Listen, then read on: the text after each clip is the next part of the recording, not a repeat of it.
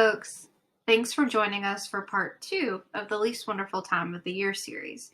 Today we're talking about adjusting expectations for self-care. Today's agenda: first, we'll look at the season of self-care, what it is, how we can use it. Next, we'll explore past, present, and future. What have you experienced in the past during the holiday season? What are you dealing with now that you want to account for? And what do you want the future to look like? And from there, we'll develop a season of self-care plan. So you'll have a clear picture of what you want the season to look like.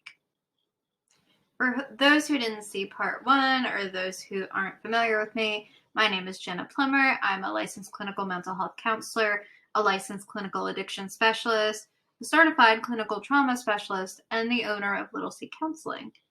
You can contact me. My email is listed here, jenna@littleccounseling.com, or you can explore our website, littleccounseling.com. My specialties include working with folks who are addicted, who are in recovery from addiction, who come from addicted family systems, working with trauma, and working with chronic trauma. So what's the big deal? Why are we doing a 4-part series on surviving the holiday season? Well, as you know, the holiday season can be really, really difficult. Whether we're dealing with depression or anxiety, whether grief is starting to surface due to missing family and loved ones, or maybe you're just having a hard time dealing with a dysfunctional family and having to see them maybe multiple times during this period. So we want to just give some education and skills to deal with whatever comes your way, and also to offer some support and solidarity. You're not alone in this. I can promise you that. So let's dive into learning about the season of self-care. I want you to think about how the holiday season typically looks for you. If you're anything like me, I've spent late nights out with friends or family, up wrapping gifts or making to-do lists. I wake up with tired eyes and exhausted body. My to-do lists are a mile long, and I probably have multiple lists. My calendar is packed. I look forward 5-6 weeks, and every weekend is taken up by something to do.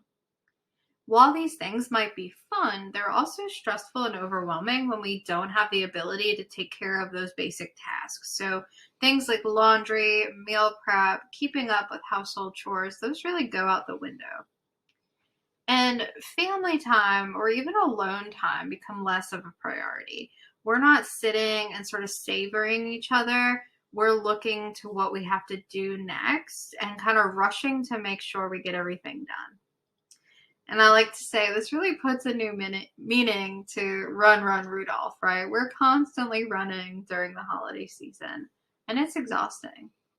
So I want to introduce you to this concept of the season of self-care. And much of this is taken from Amy from Small Eats blog. She beautifully talks about how we can utilize sort of a 5 senses approach to being present in the season, and how we can look at what we've experienced in the past as sort of a new mark for what we want for the future. So this is a totally new way for some of us to approach the holidays. It involves leaning into how do I want to feel versus what do I want to do.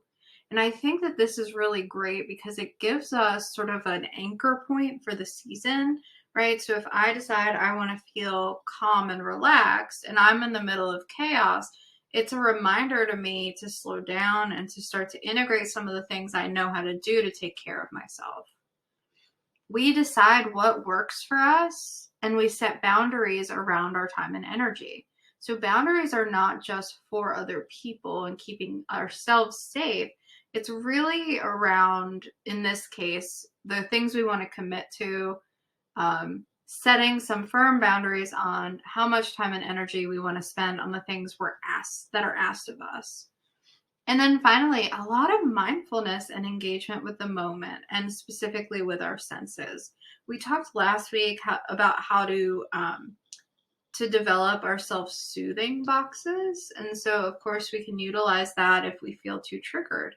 But this season of self-care, like the maintenance we talked about last session, helps us really navigate the season without all these hiccups and hurdles that we often find ourselves in.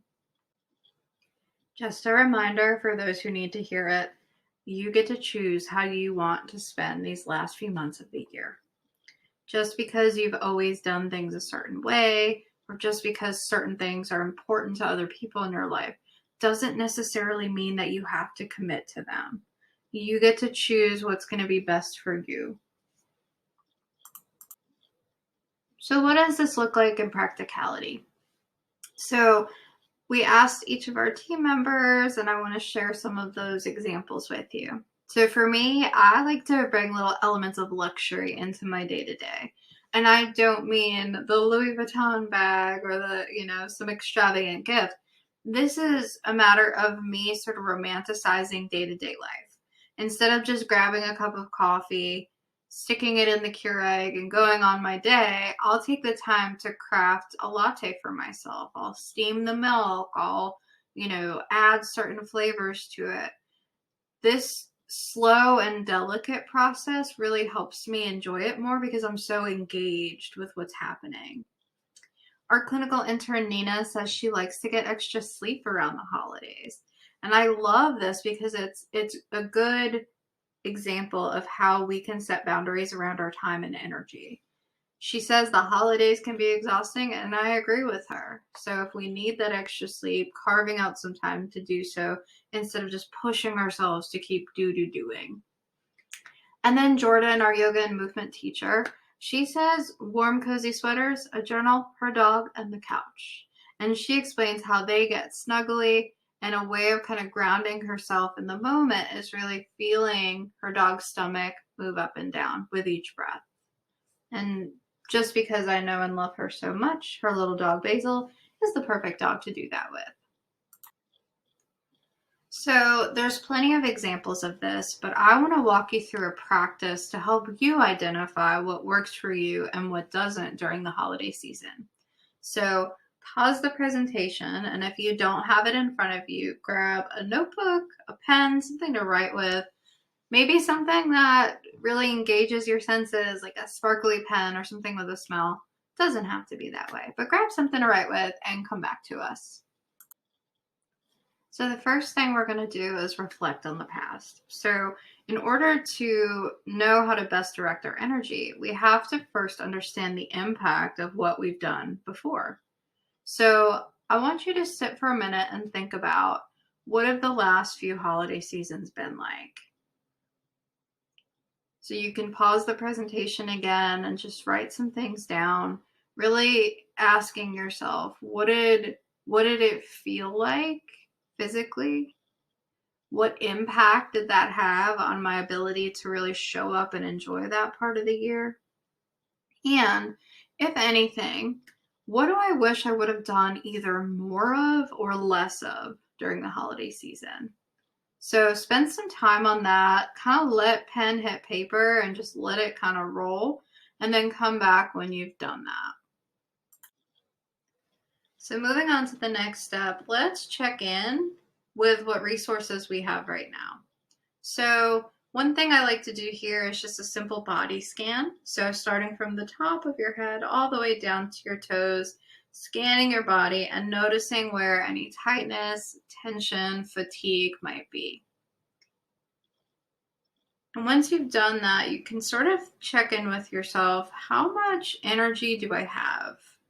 What have I been dealing with lately? Right? So it may not just be something in our own physical body or our own emotions, but maybe we have a sick parent or a kid with special needs or something at work that's taking up a lot of time and energy. We want to really look at all aspects of our lives and how they impact us.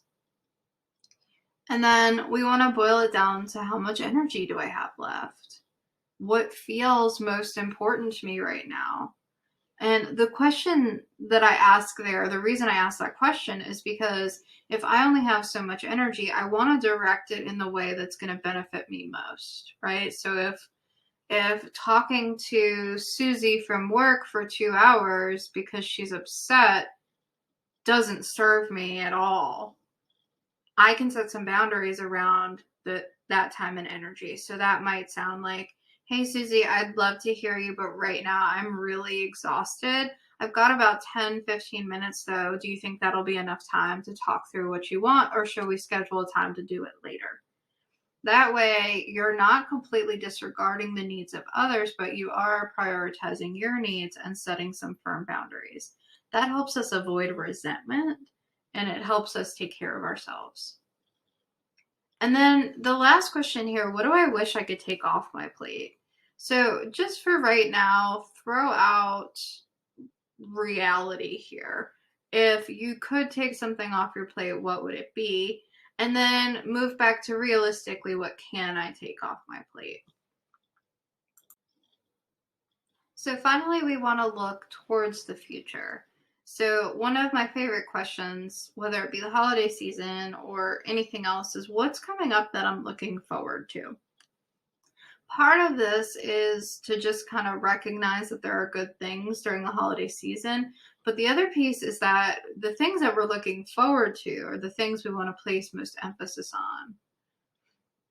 Then we want to look at what can I take off my plate. So in the last slide, we looked at what could I or what do I want to take off my plate. And this is really like a tangibly, what can I take off my plate? Whether it be not saying yes to something, whether it be delegating a task, whether it be asking for help, what can I get rid of? So an example of this, I am tasked with cooking Thanksgiving dinner for everyone. And while that feels like such an enormous task, I'm asking folks to bring a dish with them so that there's not as much of a load on me to do everything. And that makes me feel like this is a more manageable thing in hosting this holiday. And then we have to look at what do I have to do? So, what are my non negotiables? Whether it be things I've committed to that I can't get out of, or things that I really, really want to do that I am not willing to take off the table. And then finally, how do I want to feel? So in the first question, we talked about how did it feel?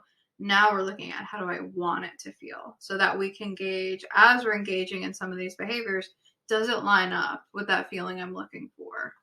If not, what can I do to get closer to that?